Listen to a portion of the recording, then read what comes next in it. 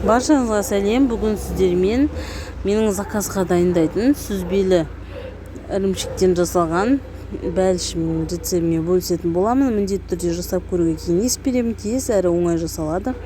Ең әуелі еріген сары майға қантымызды қосып жақсылап араластырып, артынан жұмыртқамызды салып араластырып, ұнымызға разрыхителімізді қосып араластырып алып, жаңағы жұмыртқалы массамызға қосамыз да біркелкі тесті дайындайтын боламыз.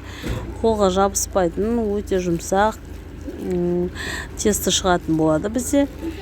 Қанша не керектігі жөнінде барлығын описанияға жаза кететін боламын. Жарты сағат көлемінде холодильникке салып аласыз. Салмасын дайындаймыз. Салмасына бізге ірімшік, жұмыртқа, және де қаймақ, қант, ванильді сахар, ең соңында жүгері крахмалын қосатын боламыз. Барлығын жақсылап блендердің көмегімен, немесе блендер болмаған жағдайда миксердің көмегімен араластырып алыңыз, біркелкі масса қылып.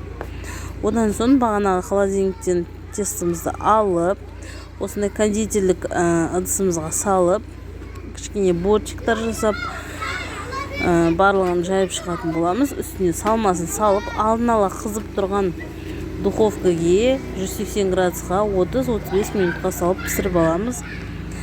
Салмастан бұрын бетін мен тағда жеміс-жидектермен әсемдедім. Ол үшін бізге осындай неше түрлі жемісті ала берсеңіз болады. Мен қарақатты алдым. Қарақатқа жүгері крахмалын қосам. Сол кезде бояуы шығып, су еріп кетпейді де, өз қалпында формасын ұстап тұрады. Жемістеріңіз мінекей, небәрі жарты сағатта бізде осындай керемет сүзбелі бәліш дайын болады. Міндетті түрде жасап көруге кеңес беремін. Сіздерге арнайы кесіп көрсетіп жатырмын. Тестісі өте жұмсақ. Осымен заказ қабылдай берсеңіз де болады. Егер де сізге ұнаса, лайк басып, комментарий жазып, каналыма тіркелуді ұмытпаңыздар.